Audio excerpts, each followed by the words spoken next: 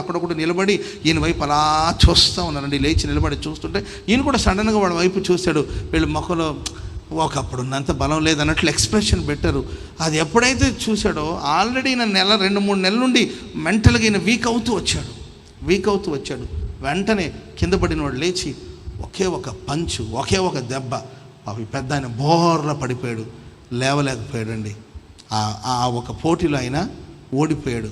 ఆ గెలిచిన కుర్రోడు అన్నాడు, సార్ భౌతికంగా మిమ్మల్ని ఇప్పుడు పడగొట్టానేమో, మానసికంగా 3 నెలల నుండి మనుషులను పెట్టి మిమ్మల్ని బలహీనపరుస్తూ వచ్చాను. మిమ్మల్ని మానసికంగా ఎప్పుడో ఓడించాను, భౌతికంగా ఇప్పుడు ఓడించాను. సాతానుగాడు నీ మెంటలీ స్టేటస్ మీద, నీ మానసిక స్థితి మీద పని చేస్తాడు. అందుకే జాగ్రత్తగా ఉండాలి. ఎవరైనా బలహీనపరిచారా? బలహీనపడొద్దు.